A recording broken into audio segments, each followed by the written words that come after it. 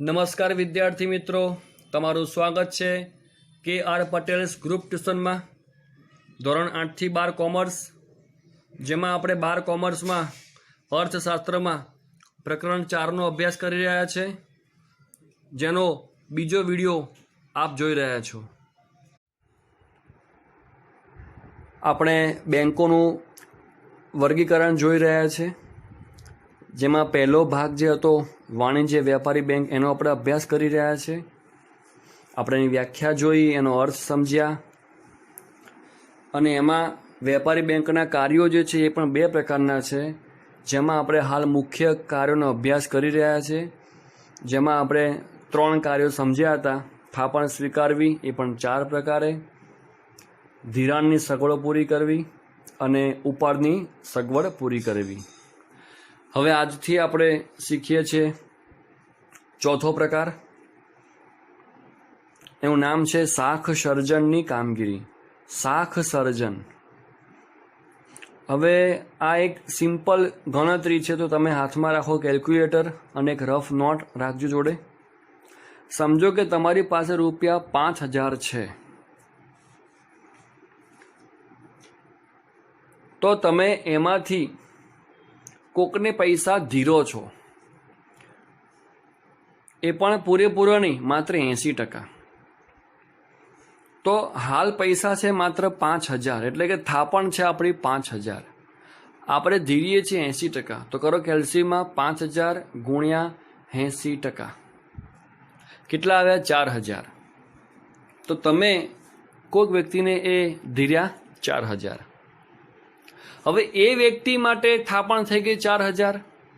હવે એ વ્યક્તિ ત્રીજી વ્યક્તિને પૈસા ધીરશે, એ પણ નિયમ પ્રમાણે 80%.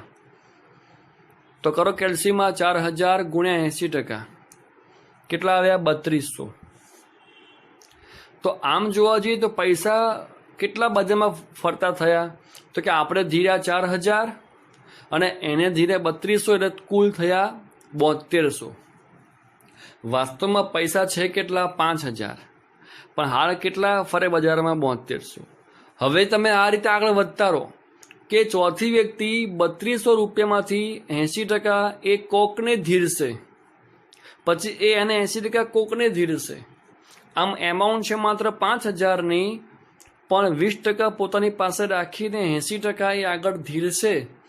તો આ રીતે કેટલું બધું ધિરાણ વધતું રહેશે. તો આને કહેવાય શાખ સર્જન. તો બેંક આ જ કામ કરે છે કે બેંકની પાસે જેટલી પણ થાપણ આવે છે, એમાંથી બેંકના નિયમ પ્રમાણે 20% એ રાખશે પોતાની પાસે, 80% એ કોકને ધીરશે, અને આ રીતે ધિરાણની કામગીરી એ આગળ ચાલતી રહેશે. તો એવું કહેવાય કે જ્યારે જ્યારે બેંક શાખ સર્જન વધારે છે, તમે આ વાક્ય લખી રાખજો, ક્યાંક લખવું હોય તો ઉપર હાંસિયામાં. શાખ સર્જનની પ્રવૃત્તિ વધે ત્યારે નાણાંનો પુરવઠો વધે. કારણ કે તમે જુઓ કે એમાઉન્ટ હતી માત્ર 5000, પણ થઈ કેટલી? 4000, 3200, એમ આગળ વધતા રહો. અને તમે ખાલી 5 વાર આ સ્ટેપ કરો, 5 વાર, અને એને સરવાળો કરો કે 4000 પ્લસ 3200 પ્લસ બીજું જે આવે, હજુ જે આવે અને જે આવે, અને કરી જુઓ. અને જુઓ કે હતા માત્ર 5000, પણ બજારમાં ફરતા થયા કેટલા? તો તમે ખ્યાલ આવશે કે શાખ સર્જન એટલે જથ્થો નાણાંનો ઓટોમેટિક વધતો રહે છે. તો વાક્ય હું ફરી બોલું છું કે શાખ સર્જનની પ્રવૃત્તિ વધે ત્યારે નાણાંનો પુરવઠો વધે, અને શાખ સર્જનની પ્રવૃત્તિ ઘટે ત્યારે નાણાંનો પુરવઠો ઘટે છે. તો આ રીતે બેંક એ નિયમ પ્રમાણે 20% રાખે છે પોતાની પાસે, અને 80% રકમ એ ધિરાણ કરી શકે છે. તો એનું સૂત્ર પણ છે કે શાખ સર્જન બરાબર પ્રાથમિક થાપણ ગુણ્યા 1/, રોકડ અનામતનું પ્રમાણ એ લગભગ 20% જેટલું હોય છે, પણ એ નિયમ પ્રમાણે બદલાતું રહે છે. 5મું બેંકનું મુખ્ય કાર્ય છે આંતર બેન્કિંગ વ્યવહાર કરવા, જેને આપણે સાદી ભાષામાં વાટકી વ્યવહાર કહી શકીએ છીએ. કે અચાનક ઘરે વધારે મહેમાન આવી જાય અને ચા ખૂટે, તો તરત પાછળથી જઈએ છીએ બાજુના ઘરે કે વાટકી ચા આપો ને, વાટકી ખાંડ આપો ને, કાલે આપી દઈશું. તો જ્યારે આને આંતર વ્યવહાર કહેવાય. જ્યારે આપણા ઘરે વસ્તુ ખૂટી જાય તો પાડોશથી લઈ લઈએ છીએ અને પછી જ્યારે આપણે બહારથી ખરીદીએ એ પાછી આપી દઈએ છીએ. અને જ્યારે એમને જરૂર પડે ત્યારે આપણે એને મદદ કરીએ છીએ. તો આ રીતે માનો કે ગ્રાહકોએ થાપણ બેંકમાં મૂકી અને બેંકોએ ધિરાણ કર્યું. હવે કોઈક ગ્રાહક 5-6 ગ્રાહક સાથે આવ્યા અને એ લોકોએ પૈસા ઉપાડવાની અરજી કરી. એ વિથડ્રોલ ફોર્મ હોય કે ચેક હોય કે ગમે તે હોય, પણ બેંક પાસે હાલ એટલા પૈસા નથી. હવે જો બેંક એમ કહેશે કે હાલ પૈસા નથી તો બેંક ઉપર વિશ્વાસ ઉઠી જશે અને આ વાત જંગલના આગની જેમ તાત્કાલિક બધે ફેલાઈ જશે. અને હાલ તો નેટનો જમાનો છે એટલે કોઈ પણ ખબર હોય એને ફેલાતા બહુ વાર લાગતી નથી. ઘણા માધ્યમ છે અત્યારે સોશિયલ મીડિયા ઉપર.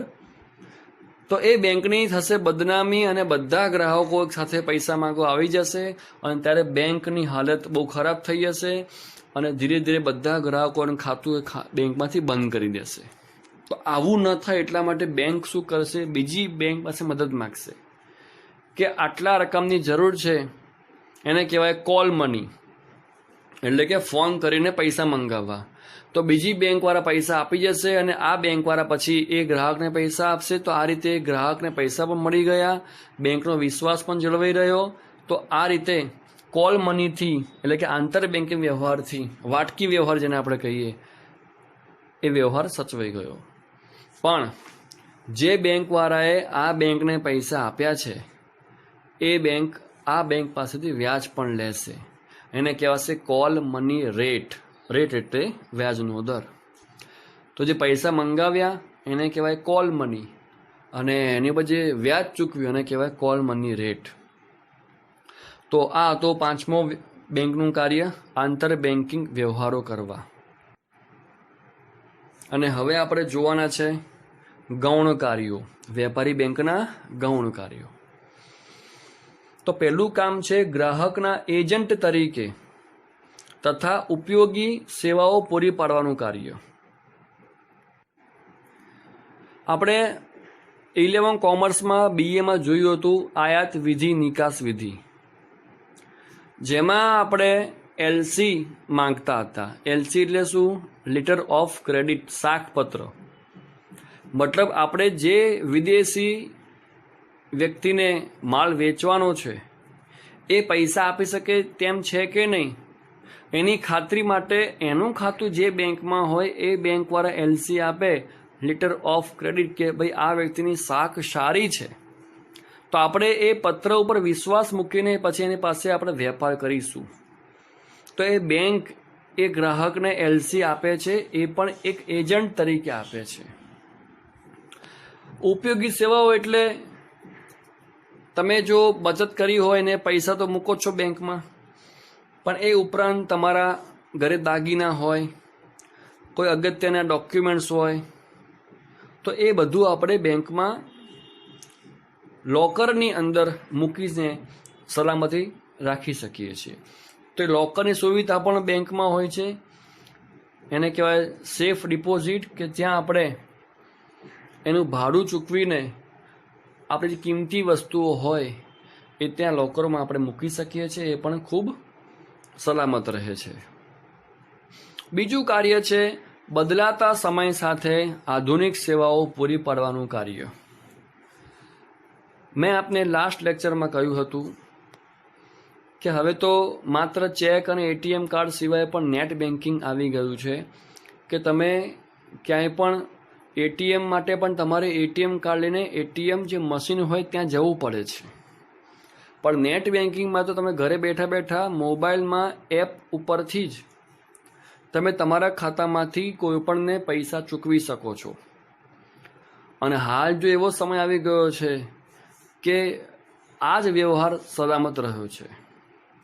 કારણ કે હાલ જે મહામારી ચાલી રહી છે, જે વાયરસનું સંક્રમણ છે, એ પૈસા રૂપિયા ઉપરથી પણ થઈ શકે છે. એટલે digital transaction is safe transaction. હવે તો શાક લેવા જાઓ ત્યાં પણ ગૂગલ પે, ફોન પે, દરેકનું એક કોડ હોય છે, તમે એ કોડ સ્કેન કરીને એમના ખાતામાં પૈસા ડાયરેક્ટ જમા કરી શકો છો. તો એ એમના માટે પણ સલામત છે અને આપણા માટે પણ સલામત છે.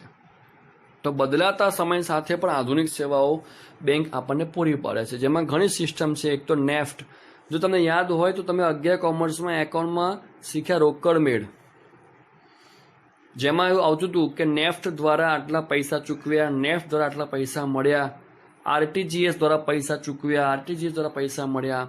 તો એ બધી સુવિધાઓ હતી કે જે દ્વારા આપણે પૈસા આપી પણ શકીએ છીએ અને કોકની પાસેથી પૈસા લઈ પણ શકીએ છીએ. તો NEFT NEFT national electronic fund transfer.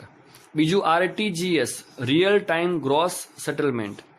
આવી સુવિધાઓ બેંક આપણને આપે છે અને આપણે એ બેંક એપ દ્વારા આનો વ્યવહાર કરી શકીએ છીએ. પછી ડીમેટ ખાતું, કે જેમાં તમારે શેર ખરીદવા હોય, ડિબેન્ચર ખરીદવા હોય, તમારે ડીમેટ એકાઉન્ટ ખોલાવવું પડે છે. ત્યાં પણ તમારા ખાતામાં ડિજિટલ સ્વરૂપે શેર અને ડિબેન્ચર કે બોન્ડ કે જામીનગીરી એ રહેતું હોય છે. તો આ રીતે બેંક આપણને આધુનિક સેવાઓ પૂરી પાડે છે. હવે જોઈએ મધ્યસ્થ બેંક, કે જે આપણો બેંકોનો બીજો પ્રકાર છે. પહેલો અહીંયા પૂરો થાય છે વાણિજ્ય વેપારી બેંક, જેમાં આપણે કાર્યો જોયા મુખ્ય અને ગૌણ. હવે જોઈએ પ્રકાર બીજો, મધ્યસ્થ બેંક.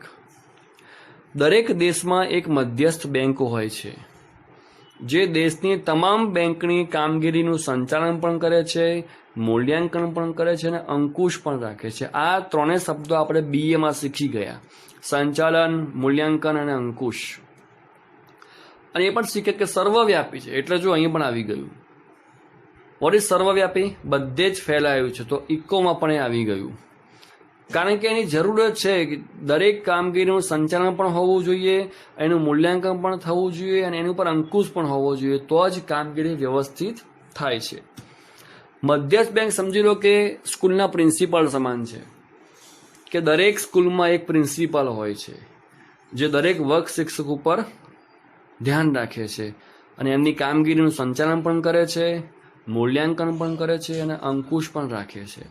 એમ દરેક દેશમાં એક મધ્યસ્થ બેંક હોય છે.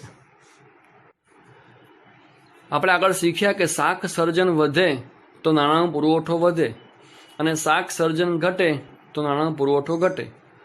તો આ જે વધઘટ જે છે એના આધારે દેશમાં મોંઘવારી અને મંદી, એટલે ફુગાવો અને મંદી આવી શકે છે. તો મધ્યસ્થ બેંક જે છે એ પ્રજાના હિત માટે આ જે જથ્થો વધઘટ થાય એને કહેવાય વિસ્તરણ સંકોચન. જો શાક સર્જન વધે તો નાણાંનો પુરવઠો વધે, એને વિસ્તરણ કહેવાય, અને શાક સર્જન ઘટે તો નાણાંનો પુરવઠો ઘટે, એને સંકોચન કહેવાય. તો આ વિસ્તરણ સંકોચન ઉપર કોઈ અંકુશ રાખતું હોય તો એ મધ્યસ્થ બેંક છે, કારણ કે પ્રજાના હિત માટે અંકુશ જરૂરી છે. જો વધુ ફુગાવો થઈ જાય તો પણ નુકસાનકારક છે, વધુ મંદી આવી જાય તો પણ નુકસાનકારક છે. તો લાગે કે ભાઈ દેશમાં ફુગાવો વધી રહ્યો છે, તો મધ્યસ્થ બેંક શાક સર્જન ઉપર અંકુશ મૂકશે, અને શાક સર્જન ઘટશે તો ઓટોમેટિક નાણાંનો પુરવઠો ઘટશે. અને જો મંદી આવી જાય તો મધ્યસ્થ બેંક શાક સર્જનમાં પ્રોત્સાહન આપશે કે ભાઈ શાક સર્જન વધારો તો નાણાંનો પુરવઠો વધશે. આવું કેમ એ પણ સમજાવી દઉં. આવા શીખ્યા આગળ કે ફુગાવો ક્યારે થાય? એટલે મોંઘવારી. લોકોની આવક વધે તો એ બિનજરૂરી વસ્તુ ખરીદશે, એને કારણે અચાનક માંગ વધશે, પણ જથ્થો એટલો હશે. જ્યારે માંગ વધે, જથ્થો ઓછો થઈ જાય ત્યારે ઓટોમેટિક ભાવ વધે છે. તો જ્યારે પણ શાક સર્જન વધે છે તો લોકો પાસે નાણાંનો પુરવઠો વધે છે, તો એ વધુ આવક હોવાથી વધુ વસ્તુ ખરીદવાનો પ્રયત્ન કરે છે. અને મંદીમાં લોકો પાસે પૈસા નથી હોતા તો એ સમયે બેંક શાક સર્જન વધારશે, લોકો પાસે પુરવઠો વધશે અને વસ્તુ ખરીદવા આવશે. તો આ બેલેન્સનું કાર્ય જે છે, ફુગાવો થઈ જાય તો પુરવઠો ઘટાડી દેવો, મંદી થાય તો પુરવઠો વધારવો, આ જે બેલેન્સનું કામ છે મધ્યસ્થ બેંક કરે છે. અને ભારતની જે મધ્યસ્થ બેંક છે એનું નામ છે ભારતીય reserve bank, reserve bank of India RBI.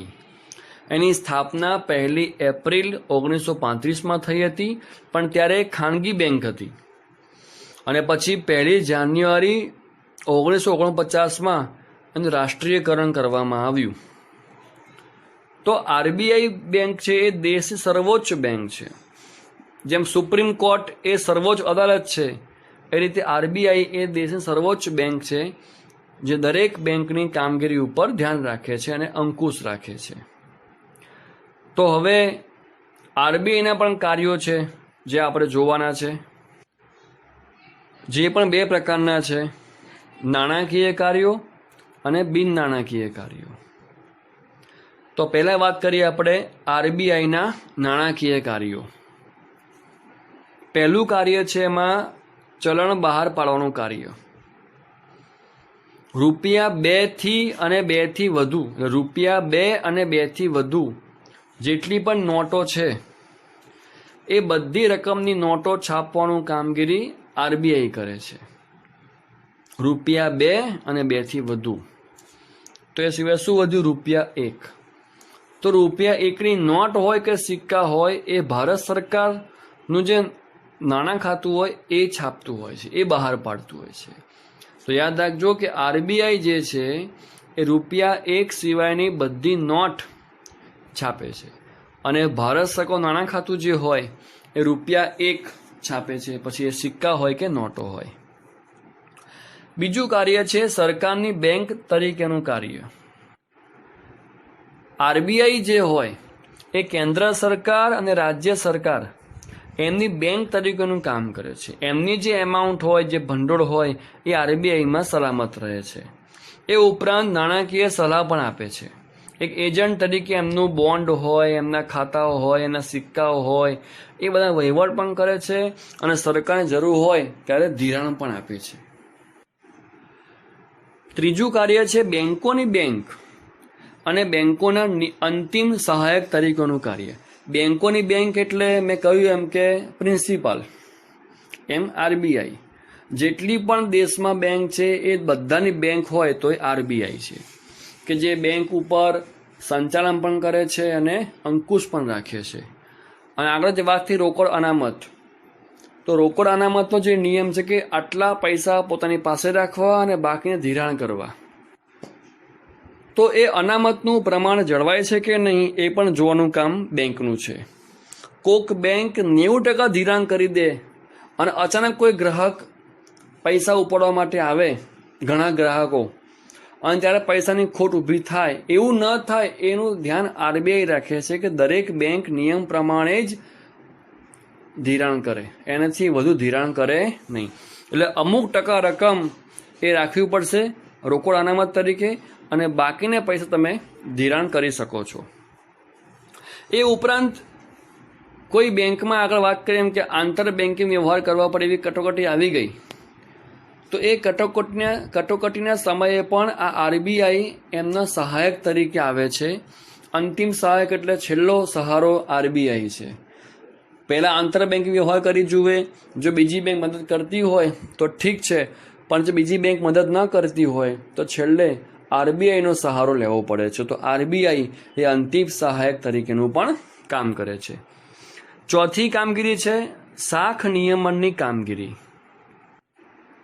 આગળ જે વાત થઈ શાખ સર્જનની, બસ એ જ વસ્તુ છે કે શાખ સર્જન કેટલું કરવું અને નાણાંનો પુરવઠો કેટલો વધારવો કે ઘટાડવો એ બધું નિયમન આરબીઆઈ કરે છે. આગળ વાત થઈ આપણે કે શાખ સર્જન વધે તો નાણાં પુરવઠો વધે, પણ એમ વધુ પડતો વધી જાય તો ફુગાવો થઈ જાય, અને શાખ સર્જન ઘટે તો પુરવઠો ઘટે, પણ એ વધુ પડતો ઘટી જાય તો મંદી આવી જાય.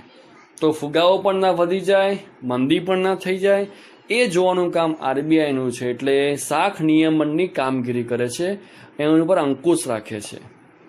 પાંચમું કાર્ય છે વિદેશી હુંડિયામણની જાળવણીનું કાર્ય. વિદેશી હુંડિયામણ, જેમ ભારતનું હુંડિયામણ રૂપિયો છે, ક્યાંક ડોલર હોય, ક્યાંક પાઉન્ડ હોય, ક્યાંક યેન હોય, ક્યાંક રૂબલ હોય, એ બધા કહેવાય વિદેશી હુંડિયામણ. તો એને આધારે ભારતનો રૂપિયો એની શું કિંમત છે, તો એ એની માંગ અને પુરવઠાના આધારે બદલાતો હોય છે. તો આરબીઆઈ જે છે એ વિદેશી હુંડિયામણની સામે ભારતનો રૂપિયો નબળો ન પડી જાય, ભારતનો રૂપિયો નબળો ન પડી જાય એ માટે હુંડિયામણ ખરીદે પણ છે, વિદેશી હુંડિયામણ ખરીદે પણ છે અને વેચે પણ છે. કારણ કે વધઘટ જે થતી હશે એના આધારે જ રૂપિયો સસ્તો કે મોંઘો થતો હશે. તો ભારતનો રૂપિયાનું જે છે એનું મૂલ્ય જળવાય એ માટે આરબીઆઈ વિદેશી હુંડિયામણની ખરીદી પણ કરે છે અને જરૂર પડે વેચાણ પણ કરે છે. તો આ હતા આરબીઆઈના નાણાકીય કાર્યો. તમે જો દરેક કાર્યમાં નાણું જ છે, મુખ્ય નાણું છે કે નાણાંમાં શું કરવાનું છે. તો 5 જે કાર્યો હતા એ નાણાં લગતા હોવાથી એને કહેવાય નાણાકીય કાર્યો. અને હવે આપણે જોવાના છે આરબીઆઈના બિન નાણાકીય કાર્યો કે જેમાં નાણાકીય કોઈ વાત નહીં આવે.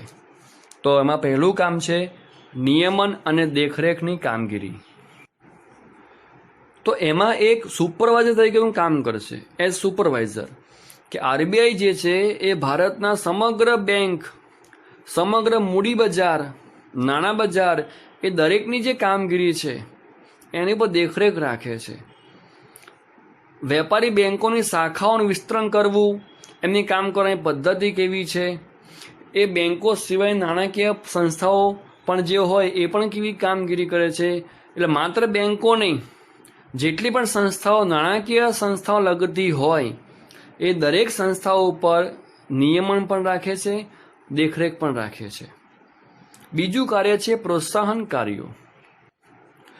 આજે પણ અનેક લોકોના બેંકમાં ખાતા છે જ નહીં, એ લોકો રોકડા વ્યવહાર કરે છે. જે રોકડા વ્યવહાર થાય એની નોંધ સરકાર પાસે પહોંચતી નથી, પણ બેંકના મારફતે વ્યવહાર થાય એની બધી નોંધ સરકાર પાસે પહોંચે છે. તો આરબીઆઈ લોકોમાં જાગૃતિ લાવવા પ્રયત્ન કરે છે કે તમે બધો વ્યવહાર બેંક દ્વારા કરો કે જેથી સાચી માહિતી સરકાર પાસે અને અમારી પાસે પહોંચી શકે. ગામડામાં પણ બેંકની શાખાઓ ખોલવાનો પ્રયત્ન કરવામાં આવે છે કે ગામડાઓને પ્રોત્સાહન મળે કે તમે પણ બેંકમાં ખાતું ખોલાવો અને બધા વ્યવહાર તમે બેંક દ્વારા કરો. અને હજુ પણ અમુક વ્યક્તિઓ બેંક કરતાં જે અસંગઠિત નાણાં બજારો હોય, જેમાં અમુક વ્યક્તિઓ પૈસાની લેવડ દેવડ કરતા હોય ત્યાં ઉપર આધારિત છે, એના ઉપર આધારિત છે. એટલે એ લોકો બેંકમાં નથી આવતા લોન લેવા માટે, પણ જે આ વ્યક્તિઓ જે આ લેવડ દેવડ કરતા હોય છે ત્યાં જતા હોય છે. તો બેંકો એમને પ્રોત્સાહન આપે કે તમે બેંકમાં આવો, આરબીઆઈ એમને આપે પ્રોત્સાહન કે તમે બેંકમાં આવો અને બેંકમાં તમે ધિરાણ લો. તો આમ ખાતું ખોલાવવું, ધિરાણ લેવું એ બધી પ્રક્રિયા બેંકમાંથી થાય એવું પ્રોત્સાહન આરબીઆઈ લોકોને આપે છે. ત્રીજું કાર્ય છે સમાવેશી વિકાસ માટેના કાર્યો. આપણા દેશમાં શહેરી અને ગ્રામીણ આ બંને ભિન્નતા વધારે છે. તો આ ભિન્નતા ઓછી થાય અને ગામડામાં પણ લોકો સારા ઉદ્યોગો સ્થાપવા પ્રોત્સાહિત થાય અને એમને પણ લોન મળી રહે. તો એ તો આપણે આગળ વાત થઈ પ્રોત્સાહન કાર્યોમાં કે આરબીઆઈ ગામડામાં પણ લોકો બેંકમાં આવીને ધિરાણ લે, ખાતા ખોલાવે એવું પ્રોત્સાહન આપે છે. તો અહીંયા એ જ વાત છે કે ગામડામાં પણ જે ખેતી હોય, નાના ઉદ્યોગો હોય, સ્વરોજગારી કોઈ કરતી હોય, કોઈ પરંપરાગત ગૃહ ઉદ્યોગ ચાલતા હોય તો એમને પણ ધિરાણની જરૂર હોય. તો આરબીઆઈ એ વ્યવસ્થા ઊભી કરવા માગે છે કે એમને પણ ધિરાણ સરળતાપૂર્વક મળી રહે, જેથી એમને પણ બેંકમાં ખાતું ખોલવાની એક પ્રોત્સાહન મળે. તો લોકોમાં બેન્કિંગ અને નાણાં વ્યવસ્થા એની જાણકારી અને જાગૃતતા વધે એ માટે પ્રચાર કરે છે. બેંકમાં જાઓ એટલે બધી વિધિ વિકૃત હોય છે, અટપટી હોય છે, ખબર ના પડે, અમે ક્યાં બહુ ભણ્યા છે. તો આવી માનસિકતા દૂર કરવા માટે બેંક પ્રયત્ન કરે છે કે તમે બેંકમાં આવો, તમારું કામ સરળતાપૂર્વક થઈ જશે એવી અમે ખાતરી આપીએ છીએ. તો આ રીતે બેંક દરેકનો સમાવેશ વિકાસમાં થાય એવું કાર્ય ઈચ્છતી હોય છે. તો આ હતા આરબીઆઈના બંને કાર્યો, નાણાકીય કાર્યો અને બિન નાણાકીય કાર્યો. અને હવે એક જ ટોપિક બાકી રહે છે નાણાકીય નીતિ, જે આપણે નેક્સ્ટ વિડીયોમાં ભણીશું. તો તમે જેટલા મુદ્દા જે શીખ્યા છો એ બધું ધ્યાનથી એકવાર વાંચી જજો, ટેક્સ્ટ બુક હોય કે નવનીત હોય, રોજ આપ વાંચન કરતા રહેજો. આવજો.